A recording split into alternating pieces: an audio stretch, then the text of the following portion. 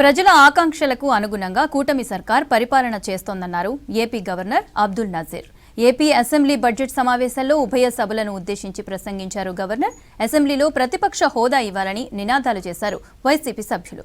Governor ప్రసంగాన్ని బహిష్కరించి assembly నుంచి వాకౌట్ చేశారు వైసీపీ ఎమ్మెల్యేలు.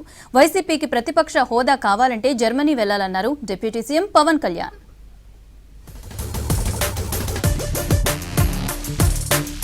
ఏపీ అసెంబ్లీ బడ్జెట్ సమావేశాలు ప్రారంభమయ్యాయి. తొలి రోజు ఉభయ సభలను ఉద్దేశించి గవర్నర్ అబ్దుల్ నజీర్ ప్రసంగించారు. ప్రజల ఆకాంక్షలకు అనుగుణంగా కూటమి సర్కార్ పరిపాలన చేస్తుందన్నారు. గత వైసీపీ సర్కార్ తీరుతో ఏపీ ఎంతో నష్టపోయిందన్నారు. సూపర్ 6 పథకాలతో ప్రజలకు మేలు చేస్తున్నామని చెప్పారు. అధికారంలోకి వచ్చిన వెంటనే ల్యాండ్ టైటిలింగ్ యాక్ట్ రద్దు చేశామన్నారు గవర్నర్.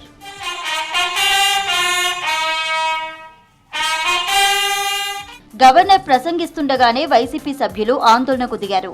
అసెంబ్లీలో ప్రతిపక్ష హోదా ఇవ్వాలని నినాదాలు చేశారు. దీంతో సభలో కాసేపు గందరగోళం నెలకొంది. గవర్నర్ ప్రసంగం ప్రారంభమైన 10 నిమిషాలకే సభ నుంచి వెళ్లిపోయారు వైసీపీ సభ్యులు. చాలా రోజుల తర్వాత అసెంబ్లీకి వచ్చారు మాజీ సీఎం జగన్. ఏపీలో ప్రజాస్వామ్యాన్ని రక్షించాలని డిమాండ్ చేశారు. గవర్నర్ ప్రసంగాన్ని బహిష్కరించి అసెంబ్లీ నుంచి ఎమ్మెల్యేలతో కలిసి వాకౌట్ చేశారు.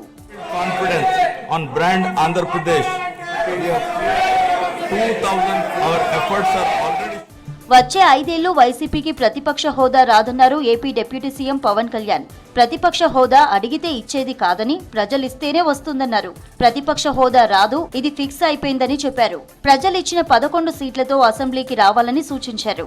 వైసీపీకి ప్రతిపక్ష హోదా కావాలంటే జర్మనీ వెళ్లాలన్నారు పవన్. గవర్నర్ గారి ప్రసంగం పత్రులు చించేయడం కానీ, లేదంటే వారు ప్రత్యేకించి డిమాండ్ మాకు ప్రతిపక్ష హోదా ఇవ్వాలి అనేది చాలా బలంగా మాట్లాడుతూ వచ్చారు. ఇది అడిగితే వచ్చేది కాదు, అది ప్రజలు ఇస్తేనే వస్తుంది. అంతేగాని గతంలో మేము ప్రభుత్వాన్ని పరిపాలించాం కాబట్టి మా ప్రతిపక్ష హోదా ఎవరికి ఇవ్వరు. కనీసం జనసేన కంటే కూడా ఒక సీట్ ఎక్కువ ఇచ్చినా కానీ వాళ్ళకి ప్రతిపక్ష హోదా దక్కేది.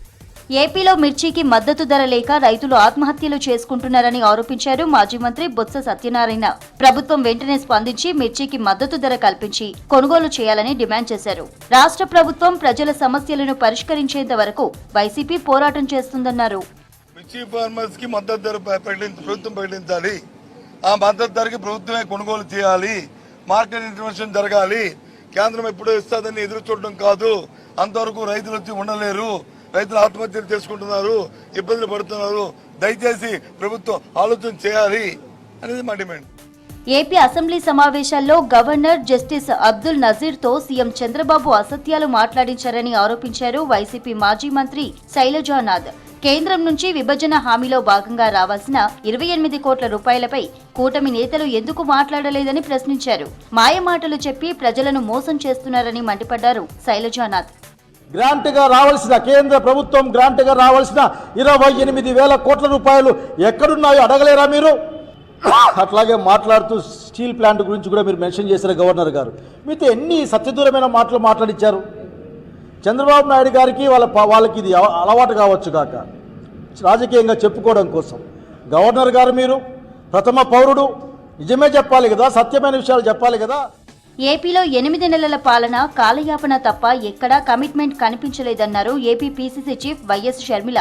హామీల అమలు కోసం ఎదురు చూస్తున్న ప్రజలకు గవర్నర్ ప్రసంగం తీవ్ర నిరాశను మిగిల్చిందన్నారు. కూటమి మేనిఫెస్టోనే గవర్నర్ చదివి వినిపించారని ఆరోపిస్తూ ఎక్స్లో పోస్ట్ చేశారు షర్మిల.